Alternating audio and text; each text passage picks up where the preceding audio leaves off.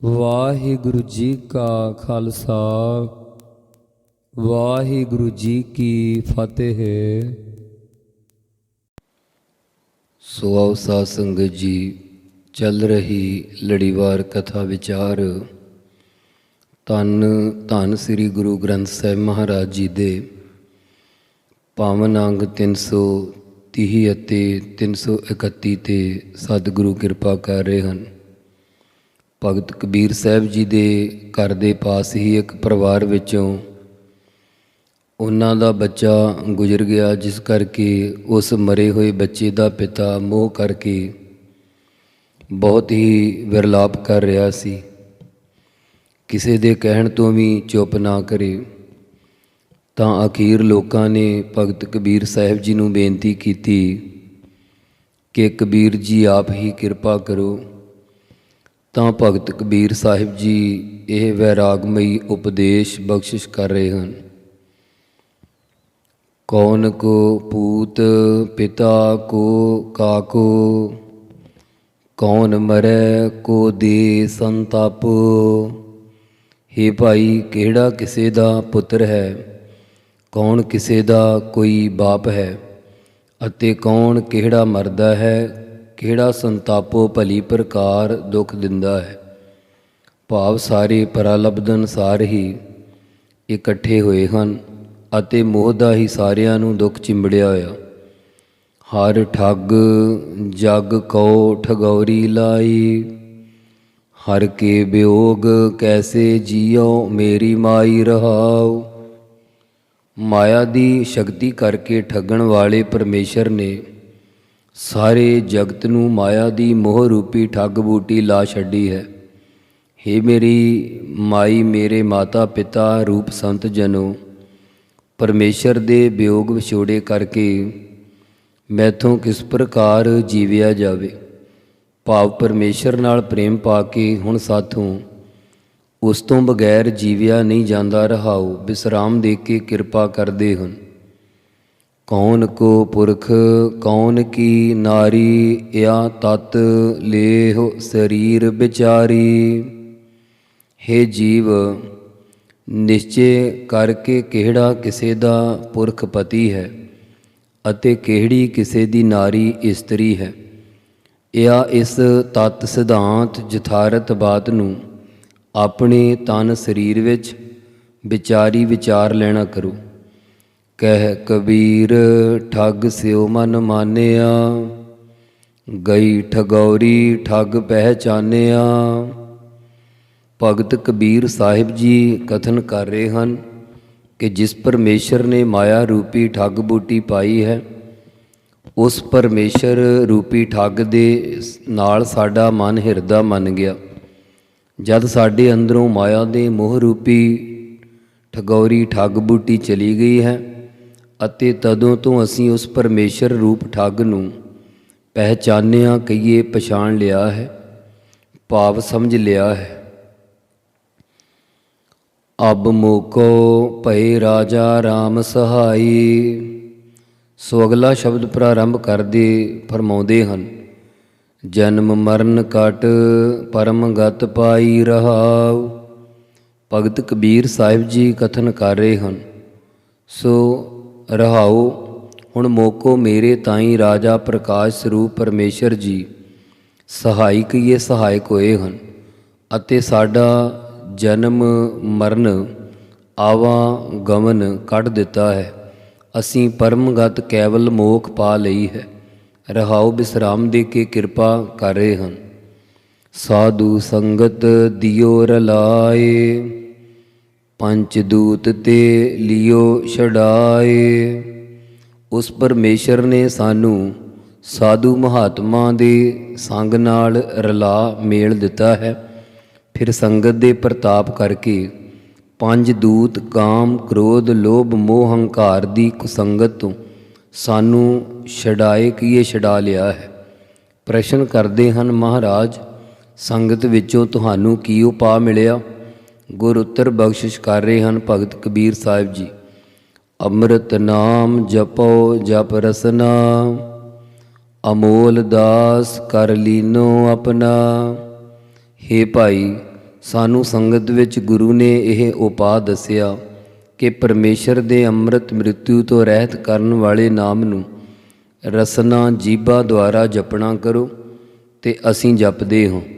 ਤੇ ਗੁਰੂ ਜੀ ਨੇ ਸਾਨੂੰ ਅਮੋਲ ਬੇਕੀਮਤਾ ਦਾਸ ਸੇਵਕ ਸਮਝ ਕੇ ਆਪਣਾ ਸਰੂਪ ਹੀ ਕਰ ਲੀਨੋ ਕੀਏ ਲਿਆ ਹੈ। ਸਤਿਗੁਰ ਕੀਨੋ ਪਰ ਉਪਕਾਰ, ਕਾਢ ਲੀਨ ਸਾਗਰ ਸੰਸਾਰ। ਰਾਮਾਨੰਦ ਜੀ ਸਤਿਗੁਰ ਗੁਰੂ ਨਾਨਕ ਦੇਵ ਜੀ ਨੇ ਇਹ ਬੜਾ ਭਾਰੀ ਪਰ ਉਪਕਾਰ ਵਿਸ਼ੇਸ਼ ਕਰਕੇ, ਪਰ ਕਹੀਏ ਵਿਸ਼ੇਸ਼ ਕਰਕੇ ਭਲਾ ਕੀਨੋ ਕੀਤਾ ਹੈ, ਜਿਹੜਾ ਸਾਨੂੰ ਸੰਸਾਰ ਸਾਗਰ ਸਮੁੰਦਰ ਤੋਂ ਕਿਰਪਾ ਦ੍ਰਿਸ਼ਟੀ ਕਰਕੇ ਮੁਕਤੀ ਰੂਪੀ ਕਿਨਾਰੇ 'ਤੇ ਕੱਢ ਲਿਆ ਹੈ। ਚਰਨ ਕਮਲ ਸਿਓ ਲਾਗੀ ਪ੍ਰੀਤ, ਗੋਬਿੰਦ ਬਸੈ ਨਿਤਾ ਨਿਤ ਚੀਤ। ਮਹਾਰਾਜ ਜੀ ਦੇ ਚਰਨ ਪੂਜਨੀਕ ਜੋ ਕੌਲ ਫੁੱਲ ਵਾਂਗ ਨਿਰਲੇਪ ਹਨ, ਉਹਨਾਂ ਦੇ ਨਾਲ ਸਾਡੀ ਪ੍ਰੀਤੀ ਲੱਗ ਗਈ ਹੈ। ਇਸੇ ਕਰਕੇ ਹੀ ਨਿਤਾ ਪ੍ਰਤੀ ਹੀ ਸਾਡੇ ਚਿੱਤ ਵਿੱਚ ਗੋਬਿੰਦ ਪਰਮੇਸ਼ਰ ਵਸਦਾ ਹੈ। ਮਾਇਆ ਤਪਤ ਬੁਝਿਆ ਅੰਗਿਆਰ, ਮਨ ਸੰਤੋਖ ਨਾਮ ਆਧਾਰ। ਅਗਨੀ ਰੂਪੀ ਮਾਇਆ ਕਰਕੇ ਜੋ ਪਦਾਰਥਾਂ ਨੂੰ ਭੋਗਣ ਦੀ ਇੱਛਾ ਰੂਪੀ ਤਪਤ ਤਵਸ਼ ਅਤੇ ਪਾਪਾਂ ਰੂਪੀ ਅੰਗਿਆਰ ਅੱਗ ਦਾ ਗੋਲਾ ਨਾਮ ਰੂਪੀ ਜਲ ਦੇ ਪੈਣੇ ਕਰਕੇ ਬੁਝਿਆ ਪੋਲਾ ਬੋਲਣਾ ਬੁਝ ਗਿਆ ਹੈ, ਅਤੇ ਪਰਮੇਸ਼ਰ ਦੇ ਨਾਮ ਦਾ ਆਧਾਰ ਆਸਰਾ ਲੈਣ ਕਰਕੇ ਹਿਰਦੇ ਵਿੱਚ ਸੰਤੋਖ ਸਬਰ ਆ ਗਿਆ ਹੈ। ਜਲ ਥਲ ਪੂਰ ਰਹੇ ਪ੍ਰਭ ਸੁਆਮੀ, ਜਤ ਪੇਖੋ ਤਤ ਅੰਤਰ ਜਾਮੀ। ਜਲ ਜਲਾਂ ਵਿੱਚ, ਥਲ ਥਲਾਂ ਵਿੱਚ, ਇਤਿਆਦ ਸਭ ਥਾਈਂ ਜਲ ਦੀ ਨਿਆਈ ਪ੍ਰੇਮੀਆਂ ਵਿੱਚ, ਥਲ ਦੀ ਨਿਆਈ ਖੁਸ਼ਕ ਸਕਾਮੀਆਂ ਵਿੱਚ ਉਹ ਸੁਆਮੀ ਮਾਲਕ ਪਰਮੇਸ਼ਰ ਪੂਰਨ ਹੋ ਰਿਹਾ ਹੈ। ਅਸੀਂ ਤਾਂ ਜਦ ਜਿੱਥੇ ਵੀ ਵੇਖਦੇ ਹਾਂ ਤਤ ਉੱਥੇ ਹੀ ਅੰਤਰਜਾਮੀ ਅੰਦਰ ਦਾ ਪ੍ਰੇਰਕ ਪਰਮੇਸ਼ਰ ਆਪ ਹੀ ਹੈ। ਆਪਣੀ ਭਗਤ ਆਪ ਹੀ ਦ੍ਰਿੜਾਈ, ਪੂਰਬ ਲਿਖਤ ਮਿਲਿਆ ਮੇਰੇ ਭਾਈ। ਪਰਮੇਸ਼ਰ ਨੇ ਕਿਰਪਾ ਕਰਕੇ ਆਪਣੀ ਪ੍ਰੇਮਾ ਭਗਤੀ ਆਪੇ ਹੀ ਨਿਸ਼ਚੇ ਕਰਕੇ ਸਾਨੂੰ ਦ੍ਰਿੜ ਕਰਾ ਦਿੱਤੀ ਹੈ, ਪੱਕੀ ਤਰ੍ਹਾਂ ਵਸਾ ਦਿੱਤੀ ਹੈ। ਸਾਡੇ ਭਾਈ ਭਰਾਵੋ, ਇਹ ਤਾਂ ਪੂਰਬਲੇ ਲਿਖੇ ਹੋਏ ਨਿਸ਼ਕਾਮ ਕਰਮਾਂ ਅਨੁਸਾਰ ਹੀ ਸਾਨੂੰ ਇਸ ਜਨਮ ਵਿੱਚ ਪਰਮੇਸ਼ਰ ਮਿਲ ਗਿਆ ਹੈ। ਜਿਸ ਕਿਰਪਾ ਕਰੇ ਤਿਸ ਪੂਰਨ ਸਾਜ, ਕਬੀਰ ਕੋ ਸੁਆਮੀ ਗਰੀਬ ਨਿਵਾਜ। ਹੇ ਭਾਈ, ਜਿਸ ਉੱਪਰ ਵੀ ਪਰਮੇਸ਼ਰ ਆਪ ਦਇਆ ਦ੍ਰਿਸ਼ਟੀ ਕਰਦਾ ਹੈ, ਉਸ ਪੁਰਸ਼ ਨੂੰ ਹੀ ਪੂਰੇ ਗਿਆਨ ਦੀ ਸ਼ੁਭ ਗੁਣਾ ਸਾਧਨ ਰੂਪੀ ਸਮੱਗਰੀ ਦੇਣਾ ਕਰਦਾ ਹੈ। ਭਗਤ ਕਬੀਰ ਸਾਹਿਬ ਜੀ ਕਥਨ ਕਰਦੇ ਹਨ ਕਿ ਉਹ ਸਾਡਾ ਸੁਆਮੀ ਮਾਲਕ ਹੈ, ਜੋ ਗਰੀਬ ਦੀਨਾਂ ਨੂੰ ਨਿਵਾਜ ਕਹੀਏ ਨਿਵਾਜਣ ਵਾਲਾ ਹੈ। ਸੋ ਅੱਗੇ ਜੋ ਭਗਤ ਕਬੀਰ ਸਾਹਿਬ ਜੀ ਦਾ ਸ਼ਬਦ ਪ੍ਰਾਰੰਭ ਹੋ ਰਿਹਾ ਹੈ। ਭਗਤ ਕਬੀਰ ਸਾਹਿਬ ਕਾਂਸ਼ੀ ਵਿੱਚ ਕਿਸੇ ਨੇ ਘਰ ਵਿੱਚ ਭੋਜਨ ਤਿਆਰ ਕੀਤਾ। ਬਹੁਤ ਸਾਰੇ ਸਾਧੂ ਮਹਾਤਮਾ ਅਤੇ ਪੰਡਤਾਂ ਨੂੰ ਬੁਲਾਇਆ ਗਿਆ। ਉਹਨਾਂ ਨੇ ਭਗਤ ਕਬੀਰ ਜੀ ਨੂੰ ਵੀ ਕਿਹਾ ਕਿ ਆਪ ਆ ਕੇ ਮਹਾਰਾਜ ਘਰ ਵਿੱਚ ਆ ਕੇ ਦਰਸ਼ਨ ਦਿਓ। ਤਾਂ ਭਗਤ ਕਬੀਰ ਜੀ ਉਹਨਾਂ ਦੀ ਬੇਨਤੀ ਮੰਨ ਕੇ ਉਹਨਾਂ ਦੇ ਘਰ ਵਿੱਚ ਚਲੇ ਗਏ। ਜਿਸ ਵੇਲੇ ਪ੍ਰਸ਼ਾਦਾ ਛਕਣ ਲਈ ਐਨ ਪੰਗਤਾਂ ਸੱਜ ਗਈਆਂ, ਤਾਂ ਉਸ ਵੇਲੇ ਦਾਈ ਨੇ ਆ ਕੇ ਵਧਾਈ ਦਿੱਤੀ ਕਿ ਹੇ ਸੰਤ ਮਹਾਂਪੁਰਸ਼ੋ, ਬੜੀ ਖੁਸ਼ੀ ਦੀ ਗੱਲ ਹੈ, ਜਿਸ ਘਰ ਵਿੱਚ ਤੁਸੀਂ ਪ੍ਰਸ਼ਾਦਾ ਛਕ ਰਹੇ ਹੋ ਉਸ ਘਰ ਵਿੱਚ ਪੁੱਤਰ ਪੈਦਾ ਹੋਇਆ ਹੈ। ਇਹ ਸੁਣਦਿਆਂ ਸਾਰ ਹੀ ਸਾਰੇ ਬ੍ਰਾਹਮਣ ਸੂਤਕ ਹੋ ਗਿਆ। ਇਹ ਕਹਿ ਕੇ ਉੱਠ ਖਲੋਤੇ। ਪ੍ਰਸ਼ਾਦਾ ਸਾਰਾ ਉਸਾ ਹੀ ਪਰੋਸਿਆ ਹੋਇਆ ਰਹਿਣ ਦਿੱਤਾ। ਭਗਤ ਕਬੀਰ ਜੀ ਉੱਥੇ ਬੈਠੇ ਰਹੇ ਅਤੇ ਆਨੰਦ ਨਾਲ ਪ੍ਰਸ਼ਾਦਾ ਛਕਿਆ। ਤਾਂ ਪੰਡਤ ਇੱਕ ਤਾਂ ਭੁੱਖੇ ਸੀ ਅਤੇ ਦੂਜਾ ਕ੍ਰੋਧ ਵਿੱਚ ਆਣ ਕੇ ਭਗਤ ਕਬੀਰ ਜੀ ਨੂੰ ਕਹਿਣ ਲੱਗੇ ਕਿ ਹੇ ਕਬੀਰ, ਤੂੰ ਉਵੇਂ ਤਾਂ ਐਡਾ ਵੱਡਾ ਸਾਧੂ ਹੈ, ਚਰਚਾ ਵਿੱਚ ਕਿਸੇ ਨੂੰ ਜਿੱਤਣ ਨਹੀਂ ਦਿੰਦਾ, ਤਾਂ ਭੋਜਨ ਖਾਣ ਲੱਗਿਆਂ ਸੂਤਕ ਹੋਇਆ ਵੇਖਿਆ ਹੀ ਨਹੀਂ। ਤਾਂ ਭਗਤ ਕਬੀਰ ਜੀ ਨੇ ਕਿਹਾ ਕਿ ਹੇ ਪੰਡਤੋ, ਤੁਸੀਂ ਹੀ ਦੱਸੋ ਕਿ ਸਾਰੇ ਬ੍ਰਹਿਮੰਡ ਵਿੱਚ ਸੂਤਕ ਕਿੱਥੇ ਨਹੀਂ ਹੈ। ਸੂਤ ਨਾਮ ਹੈ ਪੁੱਤਰ ਦਾ ਤੇ ਕਾ ਨਾਮ ਹੈ ਪੈਦਾ ਹੋਣ ਦਾ। ਭਾਵ ਜਦੋਂ ਬੱਚੇ ਦਾ ਜਨਮ ਹੁੰਦਾ ਹੈ ਉਸ ਅਪਵਿੱਤਰਤਾ ਨੂੰ ਤੁਸੀਂ ਪੰਡਤ ਲੋਕ ਸੂਤਕ ਕਹਿੰਦੇ ਹੋ। ਇਸ ਪ੍ਰਕਾਰ ਤੁਹਾਡੇ ਕਹਿਣ ਅਨੁਸਾਰ ਸਾਰੇ ਹੀ ਸੂਤਕ ਹੈ। ਤਾਂ ਪੰਡਤਾਂ ਨੇ ਕਿਹਾ ਕਿ ਤੁਸੀਂ ਸਿੱਧ ਕਰਕੇ ਦਿਖਾਓ। ਤਾਂ ਉਸ ਵੇਲੇ ਭਗਤ ਕਬੀਰ ਜੀ ਇਹ ਪਾਵਨ ਸ਼ਬਦ ਉਚਾਰਨ ਕਰਦੇ ਹਨ। ਜਲ ਹੈ ਸੂਤਕ, ਥਲ ਹੈ ਸੂਤਕ, ਸੂਤਕ ਓਪਤ ਹੋਈ। ਹੇ ਪੰਡਤੋ, ਜਲਾਂ ਵਿੱਚ ਵੀ ਅਸ਼ੁੱਧੀ ਹੈ, ਸੂਤਕ ਹੈ। ਥਲਾਂ ਵਿੱਚ ਵੀ ਸੂਤਕ ਅਸ਼ੁੱਧੀ ਹੈ ਅਤੇ ਖੇਤੀ ਦੀ ਉਤਪਤੀ ਸਮੇਂ ਵੀ ਅਸ਼ੁੱਧੀ ਹੁੰਦੀ ਹੈ। ਜਦੋਂ ਜਲਾਂ ਵਿੱਚ ਡੱਡੀਆਂ ਮੱਛੀਆਂ ਦੇ ਬੱਚੇ ਪੈਦਾ ਹੁੰਦੇ ਉਸ ਵੇਲੇ ਜਲ ਵਿੱਚ ਸੂਤਕ ਹੋ ਜਾਂਦਾ ਹੈ ਅਤੇ ਨਾਲੇ ਸਾਰੀ ਸ੍ਰਿਸ਼ਟੀ ਜਲ ਤੋਂ ਪੈਦਾ ਹੁੰਦੀ। ਇਸ ਕਰਕੇ ਜਲ ਵਿੱਚ ਵੀ ਸੂਤਕ ਹੈ। ਥਲਾਂ ਵਿੱਚ ਟਿੱਡੀਆਂ, ਕਿਰਲੀਆਂ ਇਤਿਆਦਿ ਬੱਚੇ ਦਿੰਦੀਆਂ, ਇਹ ਥਲਾਂ ਵਿੱਚ ਵੀ ਸੂਤਕ ਹੈ। ਅਤੇ ਜੋ ਉਤਪੁਜ ਖਾਣੀ ਦੁਆਰਾ ਸਾਰੀ ਖੇਤੀ ਪੈਦਾ ਹੋ ਰਹੀ ਉਥੇ ਵੀ ਫਿਰ ਸੂਤਕ ਹੀ ਹੈ। ਜਨਮੇ ਸੂਤਕ, ਮੂਏ ਫੁਨ ਸੂਤਕ, ਸੂਤਕ ਪਰਜ ਬਿਗੋਈ।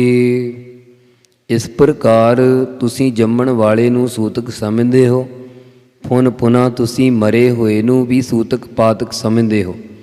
ਇਸ ਪ੍ਰਕਾਰ ਤੁਸੀਂ ਸੂਤਕ ਸੂਤਕ ਕਹਿ ਕੇ ਸਾਰੀ ਪਰਜਾ ਭਾਵ ਦੁਨੀਆ ਖਰਾਬ ਕਰ ਛੱਡੀ ਹੈ। ਕਹੋ ਰੇ ਪੰਡੀਆ ਕੌਣ ਪਵੀਤਾ, ਐਸਾ ਗਿਆਨ ਜਪੋ ਮੇਰੇ ਮੀਤਾ ਰਹਾਉ। ਹੇ ਪੰਡੀਆ, ਪੰਡਤੋ, ਵਿਦਵਾਨੋ, ਇਸ ਪ੍ਰਕਾਰ ਕਹੋ ਭਲਾ ਦੱਸਣਾ ਕਰੋ ਹਾਂ। ਸੂਤਕ ਤੋਂ ਬਿਨਾਂ ਕਿਹੜਾ ਥਾਂ ਪਵਿੱਤਰ ਹੈ। ਹੇ ਮੇਰੇ ਸਾਡੇ ਮੀਤਾ ਮਿੱਤਰੋ, ਅਜਿਹਾ ਗਿਆਨ ਬੋਧ ਜਾਣ ਕਰਕੇ ਇੱਕ ਪਰਮੇਸ਼ਰ ਨੂੰ ਜਪਣਾ ਕਰੋ। ਰਹਾਉ ਵਿਸਰਾਮ ਦੇ ਕੇ ਕਿਰਪਾ ਕਰ ਰਹੇ ਹਨ। ਨੈਨੋ ਸੂਤਕ ਬੈਨੋ ਸੂਤਕ, ਸੂਤਕ ਸਰਵਨੀ ਹੋਈ। ਇਹ ਜੋ ਨੈਨੋ ਅੱਖਾਂ ਨਾਲ ਬੇਗਾਨਾ ਰੂਪ ਦੇਖਦੇ ਹੋ, ਇਹ ਅੱਖਾਂ ਦਾ ਸੂਤਕ ਹੈ। ਜੋ ਬੈਨੋ ਬਚਨਾਂ ਨਾਲ ਆਪਣੀ ਉਸਤਤੀ ਤੇ ਕਿਸੇ ਦੀ ਨਿੰਦਿਆ ਕਰੀ ਜਾਣੀ, ਇਹ ਬਚਨਾਂ ਦਾ ਸੂਤਕ ਹੈ। ਸਰਵਨੀ ਕੰਨਾਂ ਨਾਲ ਜੋ ਆਵਾਜ਼ ਸੁਣਦੇ ਹੋ, ਇਹ ਵੀ ਸੂਤਕ ਅਸ਼ੁੱਧੀ ਪੈਦਾ ਹੁੰਦੀ ਹੈ। ਅੱਖਾਂ ਦੀਆਂ ਪਲਕਾਂ ਹਿੱਲਣ ਨਾਲ ਦ੍ਰਿਸ਼ਟੀ ਪੈਦਾ ਹੁੰਦੀ ਹੈ। ਬਚਨਾਂ ਨਾਲ ਵਾਕ ਪੈਦਾ ਹੁੰਦੇ ਹਨ। ਕੰਨਾਂ ਵਿੱਚ ਆਵਾਜ਼ ਪੈਦਾ ਹੁੰਦੀ ਹੈ। ਇਹ ਸਭ ਸੂਤਕ ਹੀ ਹੈ। ਮਨ ਕਾ ਸੂਤਕ ਲੋਭ ਹੈ, ਜਿਹਵਾ ਸੂਤਕ ਕੂੜ। ਅੱਖੀਂ ਸੂਤਕ ਵੇਖਣਾ, ਪਰ ਤ੍ਰੈ ਪਰ ਧਨ ਰੂਪ। ਕੰਨੀ ਸੂਤਕ ਕੰਨ ਪੈ, ਲਾਇ ਤਬਾਰੀ ਖਾਹਿ। ਊਠਤ ਬੈਠਤ ਸੂਤਕ ਲਾਗੈ, ਸੂਤਕ ਪਰੈ ਰਸੋਈ। ਉੱਠਣ ਲੱਗਿਆਂ ਤੇ ਬੈਠਣ ਲੱਗਿਆਂ ਅਨੇਕਾਂ ਸੂਖਮ ਕੀੜੀ ਆਦਿ ਜੀਵ ਜੰਤ ਮਰ ਜਾਂਦੇ, ਉਦੋਂ ਵੀ ਸੂਤਕ ਲੱਗਦਾ ਹੈ। ਤੇ ਰਸੋਈ ਵਿੱਚ ਵੀ ਗੋਹਾ ਆਦਿਕ ਫੇਰਨ ਕਰਕੇ ਸੂਤਕ ਹੀ ਪੈ ਰਿਹਾ ਹੈ। ਫਾਸਨ ਕੀ ਬਿਧ ਸਭ ਕੋ ਜਾਣੈ, ਛੂਟਨ ਕੀ ਇੱਕ ਕੋਈ। ਸੰਸਾਰ ਵਿੱਚ ਕਰਮ ਕਾਂਡਾਂ ਵਿੱਚ ਫਸਣ ਦੀ ਵਿਧੀ ਨੂੰ ਤਾਂ ਸਾਰੇ ਕੋਈ ਹੀ ਜਾਣਦੇ ਹਨ, ਪਰੰਤੂ ਸੰਸਾਰ ਬੰਧਨਾਂ ਤੋਂ ਛੁੱਟਣਾ, ਮੁਕਤ ਹੋਣ ਦੀ ਵਿਧੀ ਨੂੰ ਕੋਈ ਇੱਕ ਅੱਧਾ ਵਿਰਲਾ ਹੀ ਜਾਣਦਾ ਹੈ। ਕਹਿ ਕਬੀਰ RAM ਹਿਰਦੈ ਵਿਚਾਰੈ, ਸੂਤਕ ਤਿਨੈ ਨ ਹੋਈ। ਭਗਤ ਕਬੀਰ ਸਾਹਿਬ ਜੀ ਕਥਨ ਕਰ ਰਹੇ ਹਨ ਕਿ ਹੇ ਭਾਈ, ਜਿਹੜੇ ਰਾਮ ਪਰਮੇਸ਼ਰ ਦੇ ਨਾਮ ਨੂੰ ਆਪਣੇ ਹਿਰਦੈ ਹਿਰਦੇ ਵਿੱਚ ਵਿਚਾਰਦੇ ਹਨ, ਉਹਨਾਂ ਗੁਰਮੁਖਾਂ ਨੂੰ ਕਦੇ ਵੀ ਸੂਤਕ ਅਸ਼ੁੱਧੀ ਅਪਵਿੱਤਰਤਾ ਨਹੀਂ ਹੁੰਦੀ। ਉਹ ਸਦਾ ਹੀ ਪਵਿੱਤਰ ਹਨ, ਉਹ ਸਦਾ ਹੀ ਸ਼ੁੱਧ ਹਨ। ਗੌੜੀ। ਸੋ ਅਗਲਾ 42ਵਾਂ ਸ਼ਬਦ ਪ੍ਰਾਰੰਭ ਕਰਨ ਤੋਂ ਪਹਿਲਾਂ ਦੱਸਦੇ ਹਨ, ਇੱਕ ਵਾਰ ਦੀ ਗੱਲ ਹੈ ਕਿ ਭਗਤ ਕਬੀਰ ਜੀ ਆਪਣੇ ਗੁਰੂ ਰਾਮਾਨੰਦ ਜੀ ਦੇ ਪਾਸ ਦਰਸ਼ਨ ਕਰਨ ਲਈ ਗਏ। ਅੱਗੋਂ ਰਾਮਾਨੰਦ ਜੀ ਬੜੇ ਪ੍ਰਸੰਨ ਹੋ ਕੇ ਮਿਲੇ ਤੇ ਕਹਿਣ ਲੱਗੇ, ਹੇ ਕਬੀਰ, ਅਸੀਂ ਤੇਰੇ 'ਤੇ ਬਹੁਤ ਪ੍ਰਸੰਨ ਹਾਂ। ਤੂੰ ਜੋ ਕੁਝ ਪੁੱਛਣਾ ਹੈ ਪੁੱਛ ਲੈ। ਤਾਂ ਅੱਗੋਂ ਕਬੀਰ ਜੀ ਸਵਾਲ ਕਰਦੇ ਹਨ। ਸੋ ਹੋਰ ਵੀ ਇਸ ਬਾਰੇ ਬਾਬਤ ਸ਼ਬਦ ਬਾਰੇ ਉਥਾਨਕਾ ਆਉਂਦਾ ਹੈ ਕਿ ਭਗਤ ਕਬੀਰ ਸਾਹਿਬ ਜੀ ਨੂੰ ਪਰਮੇਸ਼ਰ ਨੇ ਸਾਖਸ਼ਾਤ ਹੋ ਕੇ ਦਰਸ਼ਨ ਦਿੱਤੇ। ਤਾਂ ਉਸ ਵੇਲੇ ਭਗਤ ਕਬੀਰ ਜੀ ਪਰਮੇਸ਼ਰ ਨੂੰ ਪ੍ਰਸ਼ਨ ਕਰਦੇ ਹਨ। ਇਸ ਪ੍ਰਕਾਰ ਰਾਮਾਨੰਦ ਜੀ ਪਾਸ ਤੇ ਪਰਮੇਸ਼ਰ ਪਾਸ ਦੋਨੇ ਇਹ ਪਾਸੇ ਇਕੱਠੇ ਹੀ ਹਨ। ਸੋ ਭਗਤ ਜੀ ਪ੍ਰਸ਼ਨ ਕਰਦੇ ਹੋਏ ਇਹ ਪਾਵਨ ਸ਼ਬਦ ਉਚਾਰਨ ਕਰ ਰਹੇ ਹਨ। ਗੌੜੀ ਝਗਰਾ ਏਕ ਨਬੇਰਹੁ ਰਾਮ, ਜੋ ਤੁਮ ਆਪਣੇ ਜਨ ਸੌ ਕਾਮ ਰਹਾਓ। ਹੇ ਰਾਮਾਨੰਦ ਜੀ, ਪਰਮੇਸ਼ਰ ਜੀ, ਮੇਰਾ ਸੰਸਾਰ ਦੇ ਅੰਦਰ ਇੱਕ ਝਗੜਾ ਤੁਸੀਂ ਨਿਬੇੜ ਨਾ ਕਰੋ। ਜੇ ਤੁਹਾਨੂੰ ਆਪਣੇ ਜਨ ਦਾਸਾਂ 100 ਕਹੀਏ ਸਾਥ ਮੁਕਤੀ ਕਰਨ ਦਾ ਕੰਮ ਹੈ, ਜੇ ਤੁਹਾਨੂੰ ਇਹ ਕੰਮ ਹੈ ਕਿ ਮੇਰੇ ਜਨ ਮੇਰਾ ਹੀ ਰੂਪ ਹਨ, ਮੇਰੇ ਜਨਾਂ ਦੀ ਵਡਿਆਈ ਹੀ ਮੇਰੀ ਵਡਿਆਈ ਹੈ, ਇਸ ਪ੍ਰਕਾਰ ਤੁਹਾਨੂੰ ਆਪਣੇ ਜਨਾਂ ਦੀ ਦੁਨੀਆ ਦੇ ਵਿੱਚ ਪ੍ਰਭਤਾ ਸ਼ੋਭਾ ਕਰਾਉਣ ਦਾ ਕੰਮ ਹੈ, ਰਹਾਓ। ਇਹ ਸੁਣ ਕੇ ਅੱਗੋਂ ਰਾਮਾਨੰਦ ਜੀ ਪਰਮੇਸ਼ਰ ਜੀ ਕਹਿੰਦੇ ਕਿ ਹੇ ਕਬੀਰ, ਕਬੀਰ ਤਾਂ ਝਗੜਾ ਕੀ ਹੈ, ਤੂੰ ਆਪਣਾ ਪ੍ਰਸ਼ਨ ਕਹਿਣਾ ਕਰ। ਤਾਂ ਅੱਗੋਂ ਭਗਤ ਕਬੀਰ ਸਾਹਿਬ ਜੀ ਰਹਾਓ ਵਿਸਰਾਮ ਦੇ ਕੇ ਕਿਰਪਾ ਕਰਦੇ ਹਨ। ਇਹੋ ਮਨ ਵੱਡਾ ਕਿ ਜਾ 100 ਮਨ ਮਾਨਿਆ, ਰਾਮ ਵੱਡਾ ਕਹਿ ਰਾਮਹਿ ਜਾਣਿਆ। ਹੇ ਮਹਾਰਾਜ, ਇਹ ਮਨ ਚਿੱਤ ਵੱਡਾ ਹੈ ਕਿ ਜਾਂ ਜਿਸ ਪਦਾਰਥ ਦੇ ਨਾਲ ਮਨ ਚਿੱਤ ਮੰਨ ਗਿਆ ਉਹ ਵੱਡਾ ਹੈ। ਇਸੇ ਪੰਕਤੀਆਂ ਵਿੱਚ ਨਾਲ ਹੀ ਉੱਤਰ ਦਿੰਦੇ, ਹੇ ਭਾਈ, ਉਹ ਪਦਾਰਥ ਹੀ ਵੱਡੇ ਹਨ ਜੋ ਮੰਨਦੇ ਤਾਂ ਹੀ ਆਪਣੇ ਵਿੱਚ ਮਨਾ ਲੈਂਦੇ ਹਨ। ਫਿਰ ਪ੍ਰਸ਼ਨ, ਹੈ ਮਹਾਰਾਜ, ਰਾਮ ਪਰਮੇਸ਼ਰ ਵੱਡਾ ਹੈ ਕਿ ਉਸ ਰਾਮ ਹੈ ਪਰਮੇਸ਼ਰ ਦੇ ਤਾਈ ਜਾਣਨ ਵਾਲੇ ਵੱਡੇ ਹਨ। ਉੱਤਰ ਦਿੰਦੇ ਕਿ ਰਾਮ ਮਹਿ ਜਾਣਿਆ, ਰਾਮ ਨੂੰ ਜਾਣਨ ਵਾਲੇ ਹੀ ਵੱਡੇ ਹਨ, ਕਿਉਂਕਿ ਮੇਰੀ ਬਾਂਦੀ ਭਗਤ ਛੁਡਾਵੈ, ਮੇਰੀ ਬਾਂਦੀ ਭਗਤ ਛਡਾਵੈ, ਬਾਂਧੈ ਭਗਤ ਨ ਛੂਟੈ ਮੋਹ, ਏਕ ਸਮੈ ਮੋਕੋ ਗਹਿ ਬਾਂਧੈ, ਤਉ ਹੁਨ ਮੋਪੈ ਜਵਾਬ ਨ ਹੋਏ। ਕਿਉਂਕਿ ਰਾਮ ਨੂੰ ਜਾਣਨ ਵਾਲਿਆਂ ਕਰਕੇ ਹੀ ਉਸ ਪਰਮੇਸ਼ਰ ਦੀ ਪ੍ਰਾਪਤੀ ਹੁੰਦੀ ਹੈ। ਰਾਮ ਵੀ ਵੱਡਾ ਆਪਣੇ ਪਿਆਰਿਆਂ ਕਰਕੇ ਹੀ ਜਾਣਿਆ ਜਾਂਦਾ। ਇਸ ਕਰਕੇ ਰਾਮ ਨੂੰ ਜਾਣਨ ਵਾਲੇ ਹੀ ਵੱਡੇ ਹਨ। ਜਿਨ ਜਾਤਾ ਸੋ ਤਿਸ ਹੀ ਜੇਹਾ, ਬ੍ਰਹਮਾ ਵੱਡਾ ਕਿ ਜਾਸ ਉਪਾਇਆ, ਵੇਦ ਵੱਡਾ ਕਿ ਜਹਾਂ ਤੇ ਆਇਆ। ਹੇ ਮਹਾਰਾਜ, ਪ੍ਰਸ਼ਨ ਹੈ ਕਿ ਬ੍ਰਹਮਾ ਵੱਡਾ ਹੈ ਜਾਂ ਜਿਸ ਪਰਮੇਸ਼ਰ ਨੇ ਪੈਦਾ ਕੀਤਾ ਉਹ ਵੱਡਾ ਹੈ। ਉੱਤਰ ਦਿੰਦੇ, ਜਾਸ ਉਪਾਇਆ, ਜਿਸ ਪਰਮੇਸ਼ਰ ਨੇ ਪੈਦਾ ਕੀਤਾ ਹੈ ਉਹ ਹੀ ਵੱਡਾ ਹੈ। ਫਿਰ ਪ੍ਰਸ਼ਨ, ਹੈ ਮਹਾਰਾਜ, ਵੇਦ ਵੱਡਾ ਹੈ ਕਿ ਜਾਂ ਫਿਰ ਜਿੱਥੋਂ ਇਹ ਆਇਆ ਹੈ ਉਹ ਵੱਡਾ ਹੈ। ਦੱਸਦੇ ਉੱਤਰ ਵਿੱਚ ਕਿ ਜਹਾਂ ਤੇ ਆਇਆ, ਜਿੱਥੋਂ ਵੇਦ ਆਇਆ ਉਹ ਪਰਮੇਸ਼ਰ ਹੀ ਵੱਡਾ ਹੈ। ਕਹਿ ਕਬੀਰ ਹਉ ਭਇਆ ਉਦਾਸ, ਤੀਰਥ ਵੱਡਾ ਕਿ ਹਰ ਕਾ ਦਾਸ। ਭਗਤ ਕਬੀਰ ਸਾਹਿਬ ਜੀ ਕਥਨ ਕਰਦੇ ਹਨ ਕਿ ਚੰਗਾ ਮਹਾਰਾਜ, ਮੇਰੇ ਇੰਨੇ ਹੀ ਪ੍ਰਸ਼ਨ ਸਨ, ਹੁਣ ਮੈਂ ਉਦਾਸ ਉਪਰਾਮ ਹੋ ਗਿਆ। ਤਾਂ ਅੱਗੋਂ ਰਾਮਾਨੰਦ ਜੀ ਜਾਂ ਰਾਮ ਪਰਮੇਸ਼ਰ ਜੀ ਕਹਿੰਦੇ ਕਿ ਨਹੀਂ ਕਬੀਰ, ਇੱਕ ਤਾਂ ਹੋਰ ਪ੍ਰਸ਼ਨ ਪੁੱਛ ਲੈ। ਤਾਂ ਕਬੀਰ ਜੀ ਕਹਿੰਦੇ ਕਿ ਠੀਕ ਹੈ, ਫਿਰ ਇਹ ਦੱਸਣਾ ਕਰੋ ਕਿ ਤੀਰਥ ਵੱਡਾ ਹੈ ਕਿ ਜਾਂ ਹਰ ਕਾ ਦਾਸ, ਹਰੀ ਦਾ ਦਾਸ ਸੇਵਕ ਵੱਡਾ ਹੈ। ਤਾਂ ਕਹਿੰਦੇ ਹਨ, ਉੱਤਰ ਦਿੰਦੇ ਕਿ ਤੀਰਥਾਂ ਨਾਲੋਂ ਹਰੀ ਦਾ ਦਾਸ ਸੇਵਕ ਹੀ ਵੱਡਾ ਹੈ, ਕਿਉਂਕਿ ਜਨ ਕੇ ਚਰਨ ਤੀਰਥ ਕੋਟ ਗੰਗਾ। ਰਾਗ ਗੌੜੀ ਚੇਤੇ। ਸੋ ਭਗਤ ਕਬੀਰ ਸਾਹਿਬ ਜੀ ਇੱਕ ਵਾਰ ਕਾਂਸ਼ੀ ਵਿੱਚ ਬਹੁਤ ਭਾਰੀ ਹਨੇਰੀ ਆਈ, ਜਿਸ ਕਰਕੇ ਬਹੁਤ ਸਾਰੇ ਰੁੱਖ ਆਦਿਕ ਲੋਕਾਂ ਦੀਆਂ ਛੱਪਰੀਆਂ ਉੱਡ ਗਈਆਂ। ਤਾਂ ਲੋਕੀ ਰੋਈ ਜਾਣ, ਬੜਾ ਵਿਰਲਾਪ ਕਰਨ। ਇਹਨਾਂ ਵੱਲ ਵੇਖ ਕੇ ਭਗਤ ਕਬੀਰ ਸਾਹਿਬ ਜੀ ਹੱਸੀ ਜਾਣ। ਲੋਕ ਕਹਿੰਦੇ ਕਿ ਹੇ ਕਬੀਰ, ਤੇਰਾ ਕੁਝ ਡਿੱਗਿਆ ਨਹੀਂ ਹੈ ਤਾਂ ਤੂੰ ਸਾਡੇ 'ਤੇ ਹੱਸਦਾ ਹੈ। ਭਗਤ ਜੀ ਨੇ ਕਿਹਾ ਕਿ ਨਹੀਂ ਭਾਈ, ਮੇਰਾ ਵੀ ਬਹੁਤ ਨੁਕਸਾਨ ਹੋਇਆ ਹੈ। ਮੇਰੀ ਵੀ ਸਾਰੀ ਆਸਰੀ ਸੰਪਦਾ ਨਾਸ ਹੋ ਗਈ ਆ। ਤੁਸੀਂ ਸੁਣਨਾ ਕਰੋ ਜੋ ਮੇਰਾ ਨੁਕਸਾਨ ਹੋਇਆ ਹੈ। ਮੈਂ ਤੁਹਾਨੂੰ ਦੱਸਦਾ ਹਾਂ। ਇਉਂ ਬਾਹਰ ਦੀ ਹਨੇਰੀ ਦਾ ਪ੍ਰਮਾਣ ਲੈ ਕੇ ਅੰਤਰੀਵ ਭਾਵ ਵਿੱਚ ਗਿਆਨ ਦੀ ਸਿੱਖਿਆ ਦਿੰਦੇ ਹਨ। ਰਾਗ ਗੌੜੀ ਚੇਤੀ ਦੇਖੋ ਭਾਈ, ਗਿਆਨ ਕੀ ਆਈ ਆਂਦੀ, ਸਬੈ ਉਡਾਨੀ ਭ੍ਰਮ ਕੀ ਟਾਟੀ, ਰਹਿ ਨ ਮਾਇਆ ਬਾਂਧੀ ਰਹਾਉ।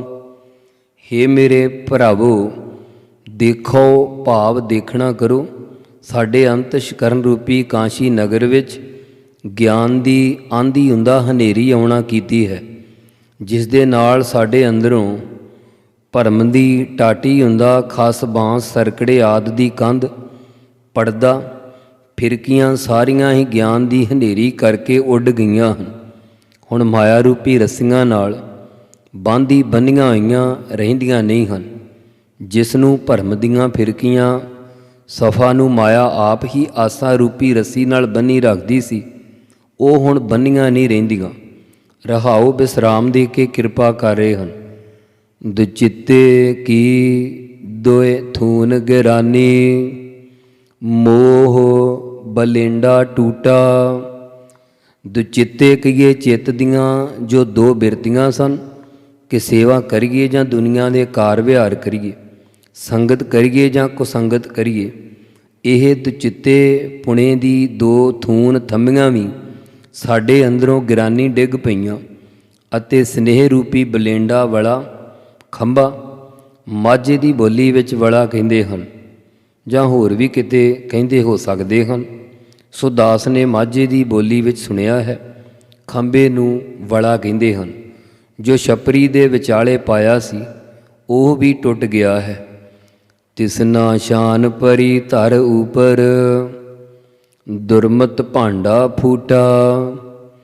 ਤ੍ਰਿਸ਼ਨਾ ਰੂਪੀ ਛੰਨ ਵੀ ਧਰਤੀ ਉੱਤੇ ਡਿੱਗ ਪਈ, ਭਾਵ ਬੁੱਧੀ ਰੂਪੀ ਧਰਤੀ ਦੇ ਉੱਪਰ ਗਿਰ ਪਈ, ਨਾਸ਼ ਹੋ ਗਈ। ਅਤੇ ਦੁਰਮਤ ਖੋਟੀ ਮਤ ਰੂਪੀ ਭਾਂਡਾ ਬਰਤਨ ਵੀ ਫੂਟਾ ਟੁੱਟ ਭੱਜ ਗਿਆ ਹੈ। ਆਂਦੀ ਪਾਛੈ ਜੋ ਜਲ ਬਰਖੈ, ਤੇ ਤੇਰਾ ਜਨ ਭੀਨਾ। ਜਿਸ ਪ੍ਰਕਾਰ ਪ੍ਰਤੱਖ ਹਨੇਰੀ ਆਉਣ ਤੋਂ ਬਾਅਦ ਬੱਦਲ ਵੀ ਵਰਸਦੇ ਹਨ, ਇਸੇ ਪ੍ਰਕਾਰ ਗਿਆਨ ਰੂਪੀ ਹਨੇਰੀ ਦੇ ਆਉਣ ਤੋਂ ਪਿੱਛੋਂ ਜਿਹੜੀ ਗੁਰੂ ਰੂਪ ਬੱਦਲ ਨੇ ਕਿਰਪਾ ਕਰਕੇ ਨਾਮ ਰੂਪੀ ਜਲ ਪਾਣੀ ਦੀ ਵਰਖਾ ਕੀਤੀ ਹੈ, ਤਿਸ ਨਾਮ ਰੂਪੀ ਜਲ ਵਿੱਚ ਤੁਹਾਡਾ ਜਨ ਸੇਵਕ ਭਾਵ ਮੇਰਾ ਮਨ ਭਿੱਜ ਗਿਆ ਹੈ। ਕਹਿ ਕਬੀਰ ਮਨ ਭਇਆ ਪ੍ਰਗਾਸਾ, ਉਦੈ ਭਾਨ ਜਬ ਚੀਨਾ। ਭਗਤ ਕਬੀਰ ਸਾਹਿਬ ਜੀ ਕਥਨ ਕਰਦੇ ਹਨ ਕਿ ਉਸ ਵੇਲੇ ਸਾਡੇ ਹਿਰਦੇ ਵਿੱਚ ਗਿਆਨ ਦਾ ਪ੍ਰਕਾਸ਼ ਹੋ ਗਿਆ, ਜਦੋਂ ਅਸੀਂ ਅਪਰੋਖ ਗਿਆਨ ਰੂਪੀ ਭਾਨ ਸੂਰਜ ਨੂੰ ਉਦੈ ਕਹੀਏ ਪ੍ਰਗਟ ਚੀਨਾ ਜਾਣ ਲਿਆ ਹੈ। ਗੌੜੀ ਚੇਤੀ ਇੱਕ ਓੰਕਾਰ, ਸਤਿਗੁਰ ਪ੍ਰਸਾਦ। ਭਗਤ ਕਬੀਰ ਸਾਹਿਬ ਜੀ ਦੇ ਪਾਸ ਕੁਝ ਸਤਿਪੁਰਸ਼ ਆਏ। ਉਹਨਾਂ ਨੇ ਬੇਨਤੀ ਕੀਤੀ ਕਿ ਮਹਾਰਾਜ ਸਾਨੂੰ ਕੁਸੰਗੀਆਂ ਅਤੇ ਸਤਸੰਗੀਆਂ ਬਾਬਤ ਦੱਸੋ। ਤਾਂ ਭਗਤ ਕਬੀਰ ਜੀ ਇਸ ਇੱਕੋ ਸ਼ਬਦ ਵਿੱਚ ਦੋਨਾਂ ਬਾਰੇ ਦੱਸਦੇ ਹਨ। ਪਹਿਲਾਂ ਕੁਸੰਗੀਆਂ ਬਾਰੇ ਦੱਸਣਗੇ। ਗੌੜੀ ਰਾਗ ਦੀ ਚੇਤੀ ਜਾਤੀ ਹੈ। ਇੱਕ ਜੋ ਅਦਵੈਤ ਸਰੂਪ ਬ੍ਰਹਮ ਓੰਕਾਰ ਸਰਬ ਦਾ ਪ੍ਰਕਾਸ਼ਕ, ਜੋ ਸਤਿਗੁਰ ਗੁਰੂ ਸਾਹਿਬ ਜੀ ਦੀ ਪ੍ਰਸਾਦ ਕਿਰਪਾ ਦੁਆਰਾ ਪ੍ਰਾਪਤ ਹੁੰਦਾ ਹੈ।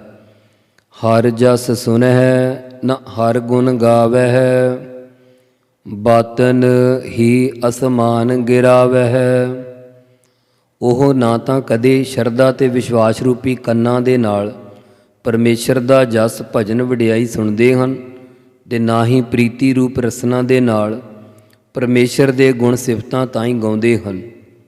ਬਾਤਨ ਹੀ ਅਸਮਾਨ ਗਿਰਾਵਹਿ, ਸਗੋਂ ਆਪਣੀਆਂ ਗੱਲਾਂ ਬਾਤਾਂ ਦੇ ਨਾਲ ਆਕਾਸ਼ ਨੂੰ ਵੀ ਹੇਠਾਂ ਡੇਗਦੇ ਹਨ, ਭਾਵ ਇੰਨੀਆਂ ਵੱਡੀਆਂ ਹੰਕਾਰ ਦੇ ਸਹਿਤ ਗੱਲਾਂ ਕਰਦੇ ਹਨ। ਐਸੇ ਲੋਗਨ ਸਿਓ ਕਿਆ ਕਹੀਐ, ਜੋ ਪ੍ਰਭ ਕੀਏ ਭਗਤ ਤੇ ਬਾਹਜ। ਤਿਨ ਤੇ ਸਦਾ ਡਰਾਨੇ ਰਹੀਐ ਰਹਾਉ। ਅਜਿਹੇ ਹੰਕਾਰੀ ਲੋਕਾਂ ਦੇ ਨਾਲ ਕੀ ਕਹਿਣਾ ਕਰੀਏ, ਕੁਝ ਕਹਿਣਾ ਬਣਦਾ ਹੀ ਨਹੀਂ। ਜਿਹੜੇ ਪ੍ਰਭੂ ਪਰਮੇਸ਼ਰ ਨੇ ਆਪਣੀ ਭਗਤੀ ਤੋਂ ਬਾਹਜ ਹੁੰਦਾ ਬਾਹਰ ਵਾਂਝੇ ਕਰ ਦਿੱਤੇ, ਉਹਨਾਂ ਤੋਂ ਤਾਂ ਸਦਾ ਹਮੇਸ਼ਾ ਹੀ ਡਰਾਨੇ ਡਰਦੇ ਹੀ ਰਹਿਣਾ ਚਾਹੀਦਾ ਹੈ। ਕਬੀਰ ਸਾਖਤ ਸੰਗ ਨਾ ਕੀਜੀਐ, ਦੂਰ ਹੈ ਜਾਈਐ ਭਾਗ। ਭਾਵ ਕਿ ਸਾਨੂੰ ਕਿਤੇ ਉਹਨਾਂ ਦੀ ਲਾਗ ਨਾ ਲੱਗ ਜਾਵੇ ਤੇ ਸਾਡਾ ਮਨ ਵਿਗੜ ਕੇ ਉਹ ਜਿਹਾ ਨਾ ਹੋ ਜਾਵੇ। ਰਹਾਉ ਵਿਸਰਾਮ ਦੇ ਕੇ ਕਿਰਪਾ ਕਰਦੇ ਹਨ। ਆਪ ਨ ਦੇਹ ਚੁਰੂ ਭਰ ਪਾਣੀ, ਤੇਹ ਨਿੰਦਹਿ ਜਿਹ ਗੰਗਾ ਆਨੀ। ਉਹ ਆਪ ਤਾਂ ਕਿਸੇ ਪਿਆਸੇ ਨੂੰ ਚੁਰੂ ਚੁਲੀ ਭਰ ਕੇ ਪਾਣੀ ਵੀ ਨਹੀਂ ਪਿਆਉਂਦੇ, ਨਾ ਦਿੰਦੇ ਹਨ। ਅਤੇ ਉਹ ਉਹਨਾਂ ਪੁਰਸ਼ਾਂ ਨੂੰ ਨਿੰਦਣਾ ਕਰਦੇ ਆ ਜਿਨ੍ਹਾਂ ਨੇ ਗੰਗਾ ਦੇਵ ਨਦੀ ਹੇਠਾਂ ਧਰਤੀ ਪਰ ਆਨੀ ਲਿਆਂਦੀ ਹੈ। ਭਾਵ ਭਗੀਰਥ ਵਰਗਿਆਂ ਦੀ ਨਿੰਦਿਆ ਕਰਦੇ ਹਨ। ਜਿਨ੍ਹਾਂ ਸਤਿਪੁਰਸ਼ਾਂ ਦੇ ਕੋਲ ਆਪ ਗੰਗਾ ਚੱਲ ਕੇ ਆਉਂਦੀ ਹੈ, ਉਹਨਾਂ ਦੀ ਨਿੰਦਿਆ ਕਰਦੇ ਹਨ। ਦੱਸਦੇ ਹਨ ਮਹਾਂਭਾਰਤ ਆਦਿ ਗ੍ਰੰਥਾਂ ਅਨੁਸਾਰ ਭਗੀਰਥ ਦਲੀਪ ਦਾ ਪੁੱਤਰ ਤੇ ਸੂਰਿਆਵੰਸ਼ੀ ਅਯੁੱਧਿਆ ਦਾ ਰਾਜਾ ਸੀ। ਇਸ ਦੇ 7ਵੇਂ ਥਾਂ ਭਾਵ ਪਹਿਲਾ ਰਾਜਾ ਸਗਰ ਹੋਇਆ। ਉਸ ਦੀ ਇੱਕ ਰਾਣੀ ਦੇ ਇੱਕ ਲਾਇਕ ਪੁੱਤਰ ਸੀ ਤੇ ਦੂਜੀ ਦੇ ਬਹੁਤ ਜ਼ਿਆਦਾ 60,000 ਪੁੱਤਰ ਸਨ। ਜਦ ਇਹ ਥੋੜ੍ਹੇ ਜਿਹੇ ਵੱਡੇ ਹੋਏ ਤਾਂ ਨਗਰ ਦੇ ਹੋਰਨਾਂ ਛੋਟੇ ਬੱਚਿਆਂ ਨੂੰ ਫੜ ਕੇ ਦਰਿਆ ਵਿੱਚ ਡੋਬ ਦਿਆ ਕਰਨ। ਲੋਕਾਂ ਨੇ ਰਾਜੇ ਨੂੰ ਕਿਹਾ ਕਿ ਤੇਰੇ ਪੁੱਤਰ ਤਾਂ ਬੜੇ ਉਪਦਰਵੀ ਹਨ, ਉਹ ਤਾਂ ਆਮ ਪਰਜਾ ਨੂੰ ਪਾਣੀ ਵਿੱਚ ਡੋਬੀ ਜਾ ਰਹੇ। ਰਾਜੇ ਨੇ ਕਿਹਾ ਕਿ ਪਹਿਲਾਂ ਮੈਂ ਇੱਕ ਜੱਗ ਕਰ ਲਵਾਂ, ਫਿਰ ਇਹਨਾਂ ਨਾਲ ਗੱਲ ਕਰਾਂਗਾ। ਜੱਗ ਕਰਨ ਲਈ ਇਸ ਨੇ ਇੱਕ ਘੋੜਾ ਛੱਡਿਆ ਤੇ ਉਸ ਘੋੜੇ ਨੂੰ ਵੇਖਣ ਲਈ ਇਸ ਨੇ ਆਪਣੇ 60,000 ਪੁੱਤਰ ਸੈਨਾ ਸਮੇਤ ਮਗਰ ਲਾ ਦਿੱਤੇ। ਉੱਧਰ ਜਦੋਂ ਇੰਦਰ ਨੂੰ ਇਸ ਗੱਲ ਦਾ ਪਤਾ ਲੱਗਾ, ਉਸ ਨੇ ਸੋਚਿਆ ਕਿ ਜੇਕਰ ਜੱਗ ਪੂਰਾ ਹੋ ਗਿਆ ਤਾਂ ਕਿਤੇ ਰਾਜਾ ਸਗਰ ਮੇਰੀ ਪਦਵੀ ਨਾ ਖੋਹ ਲਵੇ। ਇਸ ਤਰ੍ਹਾਂ ਵਿਚਾਰ ਕੇ ਇਸ ਨੇ ਇਹ ਘੋੜਾ ਅਲੋਪ ਕਰਕੇ ਜਿੱਥੇ ਕਪਿਲ ਮੁਨੀ ਤਪੱਸਿਆ ਕਰਦਾ ਸੀ, ਜੋ ਕਲਕੱਤੇ ਤੋਂ ਅੱਗੇ 35 ਮੀਲ ਸਮੁੰਦਰ ਲਾਗੇ ਕਪਿਲ ਮੁਨੀ ਦੀ ਸਮਾਧ ਹੈ, ਉੱਥੇ ਪਤਾਲਪੁਰੀ ਵਿੱਚ ਕਪਿਲ ਮੁਨੀ ਸਮਾਧੀ ਲਾਈ ਬੈਠਾ ਸੀ। ਤਾਂ ਇੰਦਰ ਨੇ ਉਹ ਘੋੜਾ ਛੁਪ ਕਰਕੇ ਛਾਲ ਨਾਲ ਕਪਿਲ ਮੁਨੀ ਦੇ ਪਿਛਲੇ ਪਾਸੇ ਜਾ ਕੇ ਬੰਨ੍ਹ ਦਿੱਤਾ ਤੇ ਕਪਿਲ ਮੁਨੀ ਨੂੰ ਕੁਝ ਪਤਾ ਨਾ ਚੱਲਣ ਦਿੱਤਾ। ਉਹ ਰਾਜੇ ਦੇ ਸਾਰੇ ਪੁੱਤਰ ਘੋੜਾ ਭਾਲਦੇ ਭਾਲਦੇ ਹੰਭ ਗਏ। ਅਖੀਰ ਉਹ ਥਾਂ ਨੂੰ ਪੁੱਟਦੇ 100 ਯੋਜਨ ਜਦੋਂ ਹੇਠਾਂ ਤੱਕ ਗਏ ਤਾਂ ਉੱਥੇ ਕਪਿਲ ਮੁਨੀ ਸਮਾਧੀ ਲਾਈ ਬੈਠਾ ਸੀ। ਇਹ ਕਪਿਲ ਮੁਨੀ ਦੇ ਪਿੱਛੇ ਘੋੜਾ ਵੱਜਾ ਦੇਖ ਕੇ ਉਸ ਨੂੰ ਲੱਤਾਂ ਮਾਰਨ ਲੱਗ ਪਏ। ਕਹਿੰਦੇ ਤੂੰ ਸਾਡਾ ਘੋੜਾ ਚੁਰਾ ਲਿਆਂਦਾ। ਉਸੇ ਵੇਲੇ ਕਪਿਲ ਮੁਨੀ ਦੀ ਸਮਾਧੀ ਖੁੱਲ੍ਹੀ ਤੇ ਅੱਖਾਂ ਵਿੱਚੋਂ ਅਜਿਹੀ ਅੱਗ ਨਿਕਲੀ ਜਿਸ ਕਰਕੇ ਉਹ 60,000 ਸਾਰੇ ਦੇ ਸਾਰੇ ਹੀ ਸੜ ਕੇ ਸੁਆਹ ਹੋ ਗਏ। ਉਸ ਵੇਲੇ ਬਾਅਦ ਵਿੱਚ ਰਿਖੀਆਂ ਨੇ ਬੈਠ ਕੇ ਵਿਚਾਰ ਕੀਤੀ ਕਿ ਜੇਕਰ ਗੰਗਾ ਹੇਠਾਂ ਆ ਜਾਏ ਤਾਂ ਇਹਨਾਂ ਬੇਗਤ ਹੋਇਆਂ ਦੀ ਕਲਿਆਣ ਹੋ ਸਕਦੀ ਹੈ। ਉਹ ਗੰਗਾ ਬ੍ਰਹਮਾ ਜੀ ਦੇ ਪਾਸ ਹੈ। ਸ਼ਿਵ ਜਿਸ ਵੇਲੇ ਵਿਸ਼ਨੂੰ ਜੀ ਨੇ 52 ਅਵਤਾਰ ਧਾਰਿਆ ਤਾਂ ਉਦੋਂ ਬ੍ਰਹਮਾ ਨੇ ਵਿਸ਼ਨੂੰ ਦੇ ਚਰਨ ਧੋ ਕੇ ਉਹ ਜਲ ਕਰ ਮੰਡਲ ਵਿੱਚ ਪਾ ਲਿਆ ਸੀ। ਇਸ ਖਿਆਲ ਨਾਲ ਗੰਗਾ ਨੂੰ ਬ੍ਰਹਮਪੁਰੀ ਤੋਂ ਪ੍ਰਿਥਵੀ ਪਰ ਲਿਆਉਣ ਲਈ ਰਾਜੇ ਸਗਰ ਨੇ ਆਪਣੇ ਦੂਜੇ ਪੁੱਤਰ ਨੂੰ ਰਾਜ ਦੇ ਕੇ ਤਪੱਸਿਆ ਕੀਤੀ। ਇਉਂ ਤਪੱਸਿਆ ਕਰਦੇ ਕਰਦੇ 7ਵੇਂ ਪਰ ਭਗੀਰਥ ਹੋਇਆ। ਸੋ ਇਸ ਤਰ੍ਹਾਂ ਇਸ ਨੇ ਗੰਗਾ ਨੂੰ ਪ੍ਰਿਥਵੀ ਪਰ ਲਿਆਉਣ ਵਾਸਤੇ ਹਿਮਾਲਿਆ ਦੇ ਗੋਕਰਨ ਅਸਥਾਨ 'ਤੇ ਘੋਰ ਤਪ ਕੀਤਾ ਤੇ ਬ੍ਰਹਮਾ ਨੂੰ ਪ੍ਰਸੰਨ ਕਰ ਲਿਆ। ਤੇ ਬ੍ਰਹਮਾ ਨੇ ਕਿਹਾ ਕਿ ਤੂੰ ਗੰਗਾ ਤਾਂ ਲੈ ਜਾ, ਪਰੰਤੂ ਇਹ ਸਾਂਭੀ ਨਹੀਂ ਜਾਣੀ। ਭਗੀਰਥ ਨੇ ਕਿਹਾ ਕਿ ਫਿਰ ਮੈਂ ਕੀ ਕਰਾਂ? ਤਾਂ ਬ੍ਰਹਮਾ ਜੀ ਕਹਿਣ ਲੱਗੇ ਕਿ ਜੇਕਰ ਤੂੰ ਸ਼ਿਵ ਜੀ ਨੂੰ ਪ੍ਰਸੰਨ ਖੁਸ਼ ਕਰ ਲਵੇਂ, ਉਹ ਇਸ ਗੰਗਾ ਨੂੰ ਗ੍ਰਹਿਣ ਕਰ ਸਕਦਾ ਹੈ, ਫਿਰ ਇਹ ਧਾਰਾ ਬਣ ਕੇ ਚੱਲ ਸਕਦੀ ਹੈ।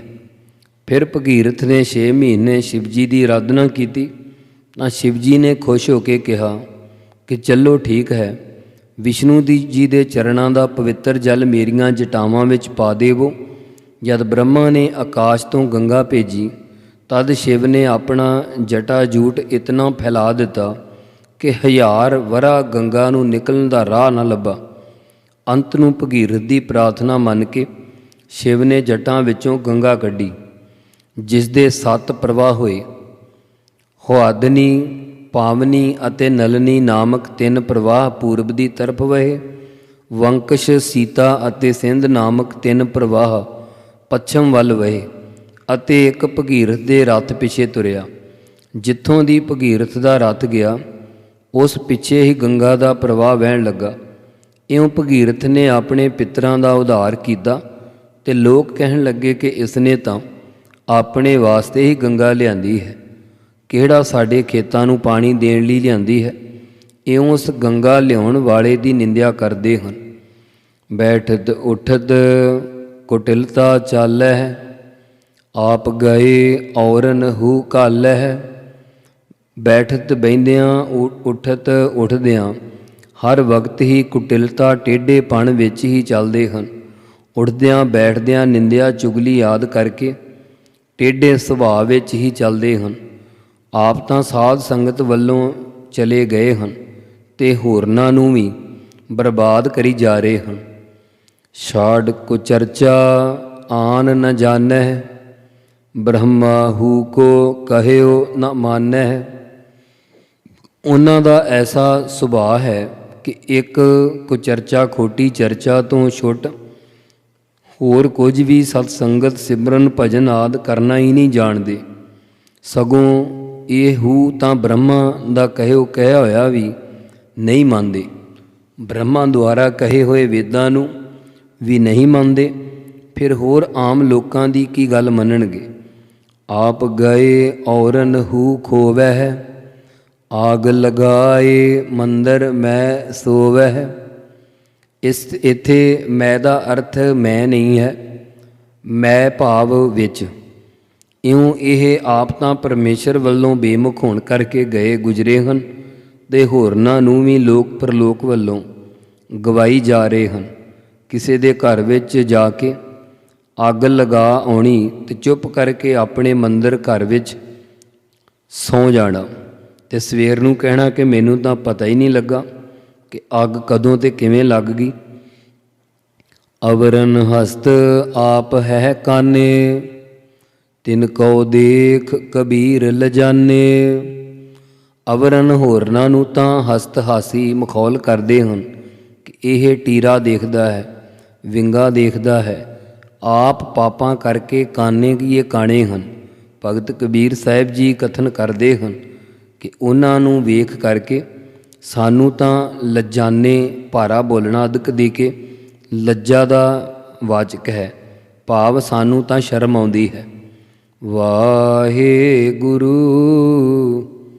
ਵਾਹਿਗੁਰੂ ਵਾਹਿਗੁਰੂ ਵਾਹਿਗੁਰੂ ਵਾਹਿਗੁਰੂ ਵਾਹਿਗੁਰੂ ਵਾਹਿਗੁਰੂ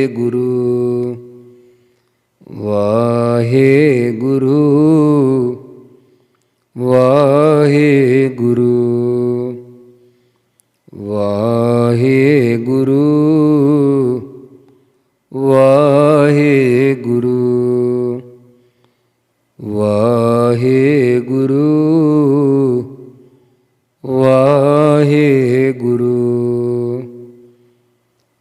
ਵਾਹਿਗੁਰੂ ਵਾਹਿਗੁਰੂ ਵਾਹਿਗੁਰੂ ਵਾਹਿਗੁਰੂ। ਵਾਹਿਗੁਰੂ ਜੀ ਕਾ ਖਾਲਸਾ, ਵਾਹਿਗੁਰੂ ਜੀ ਕੀ ਫਤਿਹ।